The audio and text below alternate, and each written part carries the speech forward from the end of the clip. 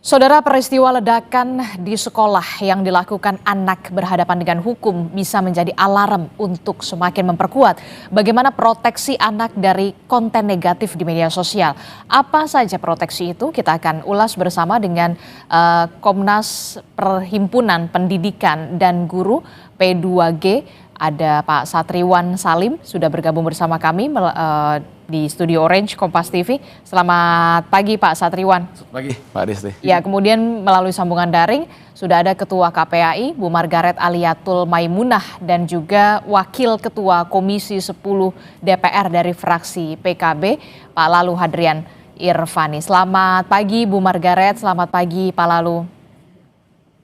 Selamat pagi Mbak, selamat pagi Pak Satriwan. Iya, kita pagi hari ini membahas hal yang cukup penting dan sangat penting menurut saya karena peristiwa ledakan yang terjadi di salah satu sekolah di Jakarta ini dilakukan siswa dan ini bisa dikatakan pertama kali terjadi di Indonesia. Kenapa saya mengatakan pertama kali di Indonesia? Karena terduga anak yang berhadapan dengan hukum ini terpengaruh konten kekerasan yang ada di luar negeri, begitu ya, bisa di Amerika Serikat paling banyak begitu ya. Nah, saya ingin ke Pak Satriwan dulu. Pak Satriwan, bagaimana Anda bisa mencermati ini? Ada anak siswa kelas 12 kalau tidak salah, begitu, salah satu sekolah, dan anak ini cukup pintar bisa dikatakan begitu, terpengaruh paparan konten kekerasan dari media sosial begitu ya. Apa yang Anda cermati dari sini? Ya, ini tentu menjadi alarm ya bagi sistem pendidikan kita, khususnya bagaimana sekolah, orang tua, guru, negara, masyarakat untuk mengatur ya, mengelola akses internet, ya kan. Kemudian juga bagaimana penggunaan ponsel gitu. Kita tahu data menunjukkan 1 dari 3 pengguna ponsel di Indonesia adalah usia anak gitu ya. Yang mirisnya 74% itu anak menggunakan media sosial, menggunakan HP 74% itu tidak ada kontrol pengawasan aturan dari orang tua. 75% tidak ada kontrol dan pengawasan. Betul, tidak ada pengawasan gitu. Nah, yang ketiga, kalau kita berbicara tentang data, memang dari jurnal terakhir misalnya dari Sapien Labs Amerika Serikat yang meneliti 100.000 anak muda ya di 47 negara, hasilnya menunjukkan bahwa makin cepat makin dini usia anak itu menggunakan HP, menggunakan gawai, itu makin buruk kondisi kesehatan mental mereka pada saat dewasa muda. Jadi makin cepat anak-anak itu menggunakan media sosial, menggunakan HP, ya kan, gawai, itu makin cepat juga berdampak negatif terhadap buruknya kondisi kesehatan mental mereka. Nah, itu 100.000 sampel kan yang diteliti gitu. Ini menandakan bahwa ini sudah menjadi alarm. Kita harus betul-betul restriktif, saya rasa. Harus ekstrim. Negara-negara di Eropa, negara Amerika bahkan sudah melarang menggunakan HP di sekolah. Bahkan Swedia itu sudah paper based lagi. Balik lagi ke zaman dulu, betul, paper based lagi. Betul, karena ada dampak-dampak negatif dari penggunaan ponsel. Rata-rata anak kita menggunakan ponsel, Mbak Anita, itu 4-5 jam sehari. Padahal WHO itu UNICEF juga gitu memberikan batasan maksimal 2-3 jam saja gitu ya. Australia itu lebih ekstrim, bahkan ada undang-undang di Australia yang baru disahkan, yaitu anak di usia di bawah 16 tahun itu dilarang menggunakan media sosial. Platform media sosial itu dilarang ya kan untuk mengiklankan kepada anak ya kan, bahkan kalau ketahuan itu platform atau perusahaannya didenda 50 juta dolar. Nah, di kita regulasi tentang pengelolaan bahkan pembatasan terhadap gawai, terhadap media sosial itu belum setegas dan sejelas dari negara-negara Eropa atau Amerika dan Australia tadi gitu. Di sekolah sekarang anak bebas menggunakan gawai, bahkan kita lagi ngomong, lagi menjelaskan gitu ya, kalau gurunya tidak membuat aturan yang jelas, itu murid biasa aja sambil TikTokan gitu kan, sambil bermedia sosial. Bahkan kemarin ujian TKA anak-anak sambil live TikTok gitu, itu kan jelas melanggar aturan gitu. Nah, kita sangat permisif sekarang terhadap gawai di sekolah itu. Tapi kan kalau kita lihat ya, kalau Anda tadi mengatakan di luar begitu, di Eropa, kemudian di Australia, bahkan balik lagi ke paper based. Tapi kemudian apa yang terjadi di Indonesia, justru di Indonesia pembelajaran kita sekarang sudah mulai digitalisasi semuanya. Anak-anak, tugas anak sekolah semuanya by handphone. Harus punya tablet, harus punya laptop begitu. Apa yang perlu dirubah ataukah memang sedemikian sedemikian harus dirubahkah secepat ini begitu ya untuk jangan sampai peristiwa ini terjadi lagi, sampai menurut Anda perlu ada pelarangan anak menggunakan media sosial, anak di bawah umur, di bawah 16 tahun? Iya, saya pikir itu kalau mau meniru Australia betul ya, melarang di bawah 16 tahun. Tetapi setidaknya harus ada regulasi yang tegas dari pemerintah pusat gitu ya, berlaku nasional gitu. Yang satu, membatasi anak menggunakan gawai di sekolah. Padahal sumber belajar itu tidak hanya digital. Sumber belajar itu sangat variatif sekali. Bisa yang sifatnya sosial, bisa yang sifatnya lingkungan sekolah, lingkungan sekitar masyarakat gitu. Justru anak-anak kita interaksi sosialnya sekarang berkurang.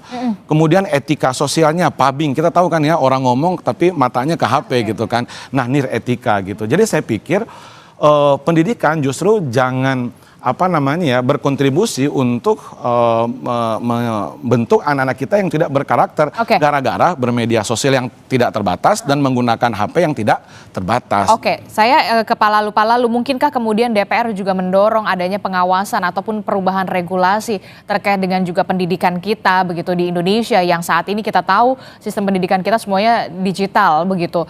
Anak-anak tugasnya dari handphone, dari tablet, bahkan dari laptop begitu ya.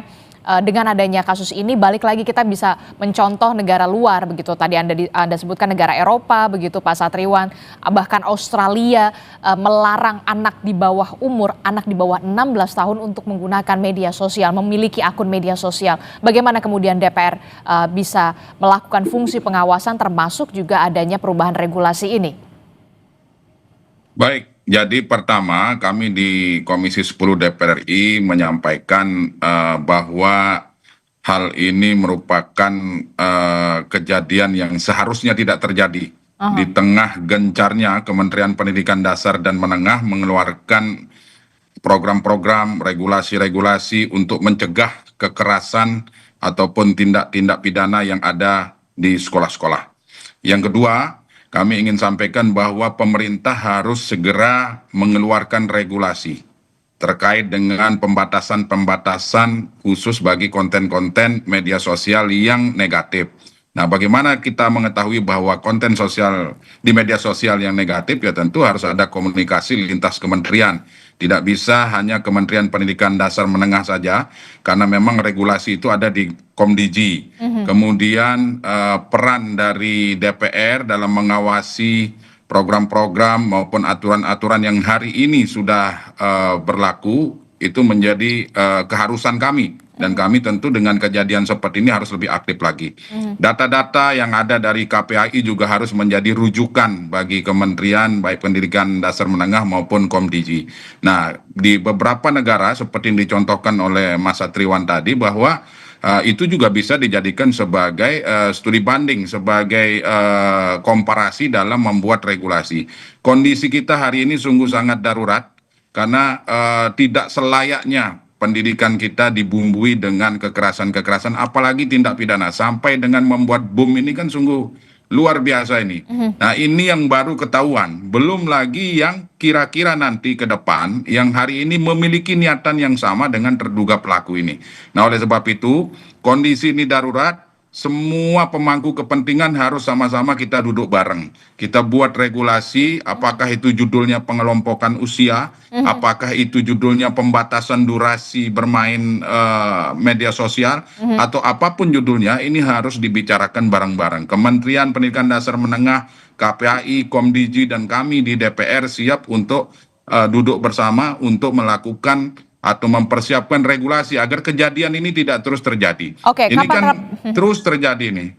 kapan rapat itu kira-kira akan terlaksana begitu ya, Kemendikbudristek, kemudian juga ada Komdigi, karena kalau kita lihat di harian Kompas saja hari ini yang terbit 12 November 2025, headline-nya pelaku ledakan terinspirasi dari tayangan internet. Kalau kita sudah berbicara soal pembatasan konten negatif di media sosial, kita sudah lama sekali membahas soal ini, tapi kemudian sepertinya dalam prakteknya ini belum maksimal begitu ya. Sebenarnya apa yang jadi penghambat dari soal regulasi di sana begitu sampai kita kecolongan dalam tanda kutip ya, pelaku ledakan ini, anak berhadapan dengan hukum ini terinspirasi dari tayangan internet loh, Pak Lalu. Iya, kami di Komisi 10, insya Allah tanggal 17 akan mengundang Kementerian Pendidikan Dasar dan Menengah untuk membahas banyak hal, termasuk salah satunya adalah ledakan di SMAN 72 ini.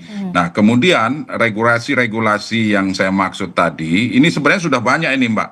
Regulasi tentang tindak kekerasan antisipasi tindak kekerasan di sekolah juga sudah ada permennya. Kemudian di perguruan tinggi juga sudah ada permennya. Tetapi kenapa hal ini masih terus terjadi? Berarti ada yang salah. Oleh sebab itu kita akan evaluasi, kita sama-sama akan komunikasi, dan tentunya nanti akan menghasilkan suatu regulasi yang betul-betul digunakan dalam rangka pencegahan itu. Yang kedua, peran orang tua juga menjadi sangat penting. Karena kuncinya adalah di orang tua dan komunikasi dengan pihak sekolah. Guru, kepala sekolah tentunya harus dilibatkan betul. Nah, yang saya sampaikan tadi seperti Permendikbud nomor 46 tahun 2023, Permendikbudristek 55 tahun 2024 sebenarnya sudah jelas di situ tercantum proses-proses preventif dan sebagainya. Tetapi lagi-lagi saya sampaikan kenapa kita sampai kecolongan, berarti ada yang salah. Nah, apa yang salah? Ya kita harus bertemu. Dikdasmen, Komisi 10, Komdigi, KPAI, ayo kita kumpul bareng supaya kita bisa betul-betul mengambil suatu kesimpulan agar nanti regulasi yang dikeluarkan oleh pemerintah bisa dijalankan sehingga untuk mencegah hal-hal yang terjadi ke depan. Oke, kalau Pak Lalu masih mencari, kita akan cari siapa yang harus bertanggung jawab, termasuk juga apa yang harus dievaluasi di sini. Kalau Pak Satriwan melihat apa yang salah dari sini? Ya, sebenarnya kalau berbicara bagaimana implementasi, ya banyak yang keliru atau yang salah sebenarnya, Pak Lalu ya.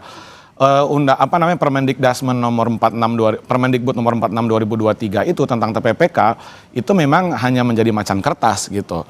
Nah, kenapa Anda mengatakan menjadi macan kertas? Kenapa misalnya Pemda itu diwajibkan oleh Permen 46 memiliki TPPK sampai ke level sekolah. Betul, tahun 2023 hampir semua sekolah, bahkan sekarang 93,3% sekolah sudah punya TPPK, tim pencegahan dan penanganan kekerasan di satuan pendidikan. Habis itu ngapain? Nggak tahu mau ngapain. Ya kan, Pemda tidak punya tuh TPPK. Ya kan, kalau toh pun punya, Pemda kabupaten, ya kan, kota, provinsi, kerjanya apa? Kita belum tahu juga gitu kan ya, apa yang mereka lakukan, sosialisasi, pelatihan. Tim TPPK itu juga diwajibkan untuk melakukan pencegahan dan penanganan kalau sudah terjadi. Kita mau tanya, apakah Kemdikbudristek memiliki data berapa sekolah yang terjadi perundungan di Indonesia? Saya rasa tidak punya. Kemudian apa strategi TPPK untuk mencegah dan menanggulangi kekerasan di sekolah? Apakah kementerian punya? Saya rasa tidak punya. Mungkin juga KPAI tidak punya. Kalau TPPK-nya berjalan, itu pasti ada datanya, ada yang dia lakukan apa gitu kan. Jadi peraturan memang kita sudah over, sangat banyak sekali. Komdigi kemarin juga membuat misalnya PP nomor 17 tahun 2025 tentang sistem tata kelola penyelenggaraan elektronik untuk perlindungan anak. Tapi ya tadi kita implementasi di sekolah kita nggak tahu TPPK harus seperti apa, kekerasan tetap terjadi dan itu fenomena gunung es. Saya yakin banyak yang sebenarnya akan potensi yang lebih gitu kan ya. Dan itu nauzubillah ya gitu kalau kita tidak luar biasa juga menanggulanginya karena kejadiannya sudah luar biasa. Oke, saya ke Bu Margaret. Bu Margaret, kalau dari KPAI sendiri melihat kasus ini begitu ya, sungguh miris begitu, ada anak berhadapan dengan hukum dan bahkan pelakunya terinspirasi dari tayangan internet. Dari KPAI sendiri pendampingannya seperti apa kepada anak yang berhadapan dengan hukum, termasuk juga kepada para korban? Iya, baik Mbak. Mohon izin ya, mohon maaf saya lagi di jalan. Mudah-mudahan bagus ini ya. Jadi kemarin terkait dengan kasus ledakan di SMAN 72, kami sudah melakukan pengawasan untuk memastikan yang pertama bahwa anak-anak korban yang mengalami luka sudah mendapatkan penanganan medis dan alhamdulillah itu sudah dilakukan. Kami juga memberikan apresiasi karena terakhir kami mengunjungi rumah sakit di hari Senin, kondisi para anak korban yang mengalami luka di beberapa rumah sakit sudah mulai membaik gitu ya, meskipun juga masih ada 1-2 yang agak berat gitu. Kemudian terkait dengan selain penanganan medis, kami juga memastikan bahwa anak-anak itu mendapatkan pendampingan psikologis dan pendampingan psikologis ini tidak hanya terbatas kepada anak yang mengalami luka saja, tetapi juga kepada seluruh siswa di SMA N72 yang pada saat kejadian kemarin mendengar adanya ledakan, menyaksikan adanya ledakan dan juga menyaksikan teman-temannya mengalami luka-luka dari akibat peristiwa tersebut. Nah, alhamdulillah kemarin juga hari Minggu KPAI juga bersama-sama dengan beberapa pihak ikut rakor terkait dengan membicarakan bagaimana kelanjutan belajar di SMA N72 dan kita semua berharap bahwa itu segera bisa dilangsungkan proses belajar dan situasinya memang nggak bisa dilakukan secara normal ya, mungkin karena situasinya masih darurat sehingga harus dilakukan daring.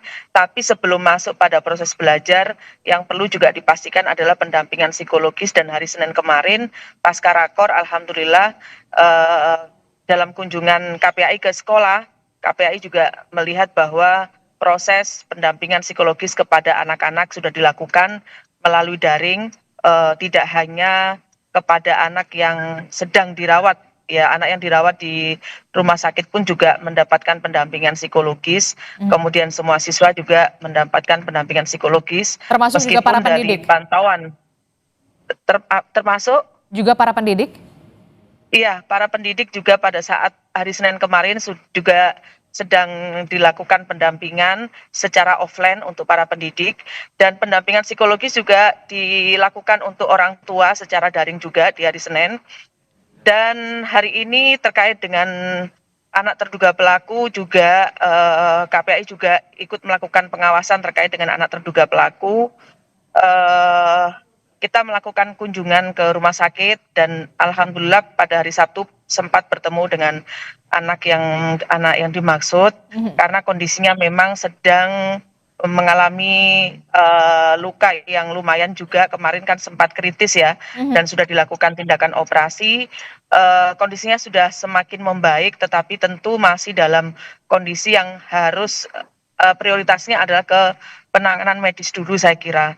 Tetapi tentu kepada anak tersebut juga perlu dilakukan pendampingan psikologis untuk selanjutnya bisa dilakukan pendalaman terkait dan karena karena masih dalam usia anak tentu seluruh proses harus mengacu pada peraturan perundang-undangan yang ada, yaitu Undang-Undang Perlindungan Anak, terkhusus Undang-Undang Nomor 11 Tahun 2012 tentang Sistem Peradilan Pidana Anak. Itu, Mbak. Oke, termasuk juga karena memang penanganan medis ini yang sedang diutamakan dulu, diprioritaskan kepada anak yang berhadapan dengan hukum saat ini sekarang. Lalu bagaimana dengan komunikasi yang dilakukan KPAI kepada keluarga anak yang berhadapan dengan hukum? Sejauh ini komunikasinya seperti apa dan pendampingannya bagaimana? Tidak perlu secara detail dan seksama. Ya, kebetulan pada saat KPAI mengunjungi visit ke rumah sakit, kami tidak bertemu dengan keluarga yang bersangkutan dan sampai hari ini KPAI belum juga melakukan secara khusus karena kami kemarin berpikir mungkin itu masih menjadi ranahnya para penyidik untuk melakukan upaya-upaya pendalaman. Kami menghindari terlalu banyak pihak-pihak masuk, kami memberikan ruang terlebih dahulu dan kami memang belum bertemu dengan orang tua ABH. Oke, Bu Margaret ini kan kalau kita lihat ya kan pelaku ini anak yang berhadapan dengan hukum ini terinspirasi dari tayangan internet. Bagaimana KPAI sendiri memandang sekrusial itukah kemudian sudah mengkhawatirkan saat ini kondisinya terkait dengan konten-konten negatif ataupun konten-konten kekerasan yang sudah memapar atau anak-anak sudah terpapar ini, salah satunya ya ini yang anak berhadapan dengan hukum ini tadi? Anak berhadapan dengan hukum memang dari beberapa hasil apa namanya KPAI ketika melakukan pengawasan, termasuk ketika mendengarkan hasil konferensi pers dari penyidik ya, beberapa narasumber kemarin gitu. Anak berhadapan dengan hukum ini memang menyukai konten-konten yang berbau kekerasan gitu. Dan kemudian yang bersangkutan itu juga kemudian mengakses beberapa konten yang berisi peristiwa-peristiwa yang bermuatan kekerasan dari beberapa peristiwa di luar negeri, yang itu kemudian menjadi inspirasinya dia kemudian melakukan kejadian dan aksi seperti pada hari Jumat kemarin.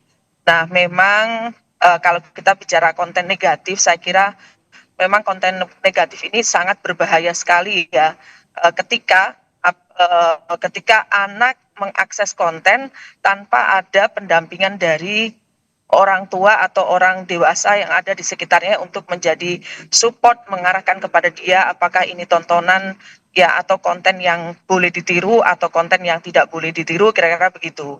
Jadi dari sisi keberadaan kontennya yang bermuatan negatif ini sudah berbahaya. Ditambah dengan ketika anak mengakses tidak ada orang di sekitarnya yang menjadi guidance atau yang mengarahkan kepada anak-anak yang mengakses konten ini. Konten bermuatan negatif tentu tidak hanya yang berbau kekerasan ya Mbak, tetapi juga ada konten karena bermuatan pornografi, karena bermuatan judi misalnya, atau berisi perilaku-perilaku negatif yang dapat menjadi contoh anak untuk mengikuti perilaku tersebut. Oke, Anda masuk yang setuju atau tidak adanya pembatasan, tidak hanya soal pembatasan konten kekerasan di media sosial, tapi juga pembatasan bagaimana anak di bawah umur tidak boleh memiliki akun media sosial, supaya jangan sampai banyak sekali anak-anak yang nantinya yang terpapar konten dari kekerasan ini? Tingginya sebenarnya adalah bagaimana kita melakukan proteksi kepada anak-anak dari pengaruh negatif, dalam hal ini berarti konten-konten negatif. Tidak hanya terbatas pada kekerasan ya, tapi kepada semua konten yang tadi yang memang berisi muatan negatif seperti yang tadi saya sampaikan. Saya setuju ada upaya proteksi. Sebenarnya juga PP Tunas itu sudah ada mengatur di situ. Tetapi betul yang tadi disampaikan oleh Pak Satriawan, kemudian juga Pak Lalu gitu ya. Problemnya ini sebenarnya sebagian itu kan sudah ada regulasi, tetapi prakteknya ini yang kemudian menjadi kenapa masih bocor. Nah, misalnya di dalam PP Tunas ya kan ada bahwa anak usia di bawah 13 tahun dia harus dengan persetujuan orang tua. Nah, ketika disampaikan seperti itu di dalam aturan, ini yang kemudian sangat longgar, karena harus persetujuan orang tua. Iya, tapi kan kita bisa mengawasi? Bagaimana kita bisa mengawasi kalau itu sudah mendapatkan persetujuan orang tua? Misalkan seperti itu. Ini beberapa yang mesti menjadi pemikiran kita ya, Mbak. Tapi bahwa untuk tujuan proteksi anak-anak dari konten negatif, tentu kita setuju dilakukan upaya-upaya yang itu memang dimaksudkan untuk melindungi anak. Oke, perlu ada proteksi memang dari lingkup paling terkecil adalah keluarga. Tapi kemudian faktanya kita melihat banyak sekali keluarga yang belum concern soal itu, begitu soal gadget begitu ya, bukan hanya soal konten kekerasan. Betul. Banyak sekali sekarang speech delay mulai bermunculan begitu ya, karena memang anak kecil sudah dikasih gawai supaya dia diam, supaya orang tuanya juga kemudian bisa beraktivitas begitu. Apa peran yang harus dilakukan segera oleh orang tua dari lingkup terkecil begitu ya, jangan sampai kemudian anak terlalu mendapatkan hal konten-konten negatif ini dari media sosial. Peran dari keluarga sendiri, padahal kita tahu keluarga orang tuanya juga lagi sibuk bekerja juga. Ya, itu yang saya maksudkan Mbak. Jadi kan bagaimana kita bisa memastikan bahwa orang tua memberikan persetujuan, melakukan pendampingan, atau setidaknya orang tua paham isi dari PP Tunas ini, misalnya begitu. Termasuk ketika akses terhadap game online ya Mbak. itu kan memang sudah ada aturan, misalnya game online ini diperuntukkan usia sekian. Tetapi kemudian siapa yang bisa memastikan bahwa anak mengakses game online itu sesuai usianya? Hmm. Kalau lagi-lagi kemudian itu dikembalikan kepada orang tua nih, terkait dengan pengawasannya, saya kira tentu banyak sekali orang tua yang tidak mampu melakukan itu. Dan terkendalanya kan banyak, bisa jadi karena tidak mengetahui regulasi terkait, kemudian atau sebenarnya mengetahui tapi nggak punya waktu, kan begitu. Jadi macam-macam gitu ya. Nah, inilah yang kemudian saya kira menjadi hal yang mesti kita pikirkan. Kalau kemudian ini tidak memungkinkan, apa berarti butuh peran pemerintah dong untuk lebih ketat lagi terkait dengan aturan, misalnya pembatasan tadi itu gitu ya. Sepanjang itu untuk upaya proteksi, KPAI setuju pasti, Mbak. Oke, butuh peran pemerintah yang lebih ketat lagi, Pak Lalu. Kalau dilihat tadi Pak Satriwan mengatakan sebenarnya aturannya sudah banyak sekali begitu ya soal mengatur soal ini, tapi kemudian implementasinya, praktiknya di lapangan, kita masih kebobolan. Ya, memang ini tantangan tersendiri ya di balik derasnya kemajuan ilmu pengetahuan dan teknologi. Nah, oleh sebab itu kerjasama semua pihak, baik lintas kementerian, orang tua dengan sekolah dalam rangka proteksi seperti yang disampaikan oleh Mbak Margaret tadi, saya sangat setuju bahwa hari ini kita dihadapkan dengan kemajuan teknologi yang begitu pesat. Konten-konten di media sosial juga tidak hanya yang negatif, banyak juga konten-konten di media sosial yang edukatif. Nah, inilah yang perlu disosialisasikan kepada guru-guru kita di sekolah, bahkan kepada orang tua kita. Saya sepakat dengan pembatasan-pembatasan, misalnya sepanjang pembatasan itu juga harus sesuai. Ya, artinya konten-konten itu juga pemerintah harus memiliki listing mana konten negatif, mana konten-konten yang kira-kira bisa memberikan dampak edukatif atau dampak positif terhadap perkembangan para pelajar kita. Hari ini Presiden Prabowo Subianto sudah mengeluarkan impres tentang digitalisasi pembelajaran. Nah, itu salah satu upaya dalam rangka mengarahkan pelajar-pelajar kita bahwa penggunaan media sosial atau ilmu pengetahuan dan teknologi atau kemajuan teknologi ini betul-betul harus bisa dikembangkan ke arah positif. Literasi digital juga menjadi hal yang sangat penting yang harus dilakukan dengan kondisi hari ini. Sosialisasi masif tentang peraturan-peraturan yang sudah keluar, kalau misalnya peraturan sebelumnya dianggap masih lemah, ya kami mendorong Kementerian Pendidikan Dasar dan Menengah dari kejadian-kejadian yang sudah ada hari ini yang terus bermunculan ini untuk memperbaiki peraturan-peraturan tersebut agar betul-betul dilaksanakan dan diterapkan di sekolah-sekolah. Nah, oleh sebab itu ini juga tidak bisa, lagi-lagi saya sampaikan, tidak bisa merupakan kerja sendiri dari Kemdikbudristek. Semua pihak termasuk kami di DPR RI juga akan melakukan controlling atau pengawasan yang lebih ketat, termasuk teman-teman di anggota DPRD kabupaten kota maupun provinsi harus sama-sama membantu pemerintah daerah, dalam hal ini Dinas Pendidikan dan seluruh stakeholder dan pemangku kebijakan di bidang pendidikan baik di daerah maupun di pusat. Oke, kita akan tunggu bagaimana win-win solution-nya Kemendikbudristek, kemudian juga dari DPR, termasuk juga dari Komdigi, jangan sampai kemudian ini jadi seperti gunung es begitu ya. Saya terakhir ke Pak Satriwan. Pak Satriwan, menurut Anda 3 poin krusial yang harus segera dibenahi, jangan sampai ini terjadi lagi. Yang pertama adalah saya tetap concern ya kepada faktor penyebab. Memang faktor penyebab tidak hanya persoalan akses digital atau smartphone atau media sosial, juga termasuk bagaimana interaksi sosial anak. Ada bully itu kan ada kira-kira ada 4 jenis ya. Ada bully yang sifatnya verbal, ada yang sifatnya fisik, ada yang sifatnya bully sosial, dan ada yang sifatnya cyber. Nah, yang bully sosial ini banyak juga terjadi di sekolah-sekolah kita yang anak dikucilkan. Kalau kita lihat kasus yang 72 ini ada dugaan ke sana kan gitu, dikucilkan. Dia dari keterangan kepolisian dikatakan bahwa anak ini tidak ada tempat bercerita katanya di rumah maupun di sekolah. Artinya di sekolah berarti ada dugaan gitu ya, lingkungan sekolah belum memberikan ruang yang nyaman, yang aman bagi murid-murid kita. Itu yang pertama. Nah, yang kedua, guru-guru saya rasa dan orang tua pasti gitu ya, harus memiliki keterampilan di dalam pencegahan dan penanganan kekerasan. Ya kan, jangan sampai tim pencegahan dan penanganan kekerasan di satuan pendidikan itu hanya sekedar nama label di sekolah, tapi dia nggak tahu kerjanya mau ngapain. Jadi kami mendesak, berharap Kemdikdasmen untuk gercep gitu ya, untuk memberikan pelatihan terkait dengan keterampilan bagaimana pencegahan kekerasan ini, anak bully itu harus seperti apa, indikasi bully itu seperti apa, ciri-cirinya, jangan dibebankan hanya semata-mata ke guru BK misalnya. Karena BK itu kalau untuk SMA tidak hanya bimbingan konseling tapi juga karir. Ya kan, BK itu satu guru BK itu mengelola sekian puluh murid gitu ya. Beda dengan guru yang lain atau wali kelas. Nah, saya pikir ini penting keterampilan itu yang kedua. Nah, yang ketiga harus ada pendataan, harus ada data yang jelas bagaimana bully itu di sekolah, strateginya seperti apa gitu kan, sehingga kita tahu daerah mana yang tingkat bullynya tinggi dan seterusnya.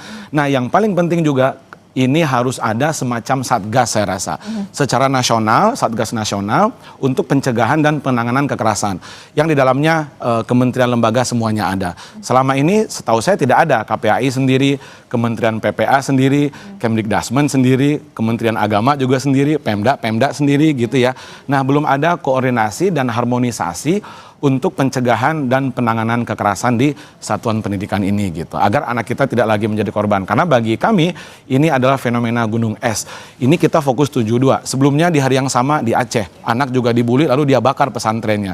Kemarin di Blora ya gitu kan, 30 anak yang jadi saksi, kemudian ada 4 anak mungkin yang jadi pelaku, kemudian dipindahkan. Dan ini sudah banyak yang seperti ini. Kita nggak mungkin seperti pemadam kebakaran nanti rame lagi kita diskusi lagi gitu tanpa ada tindakan yang nyata yang betul-betul melibatkan semua stakeholder tadi. Harus ada evaluasi yang secara menyeluruh, harus menyentuh kepada titik pokok permasalahan. Betul. Pasti supaya juga solusinya juga komprehensif. Karena saya melihat Pak Prabowo sudah sangat serius ya gitu dengan merespon ini gitu. Makanya dengan adanya misalnya Gus lalu ya sama Bu Margaret kita buat Satgas Nasional yang isinya semua KL plus misalnya organisasi pendidikan dan guru yang fokus untuk melakukan pencegahan dan penanganan, dan kita tahu kerjanya mau ngapain, gitu. mau ngapain di sekolah itu ya kan, mau seperti apa. Betul sekali. Oke, terima kasih Pak Satriwan telah bergabung bersama kami, kemudian Pak Lalu juga terima kasih. Kita tunggu bagaimana nanti akan ada solusi yang lebih komprehensif. Kemudian juga ada Bu Margaret, terima kasih juga sudah bergabung bersama kami. Sehat selalu.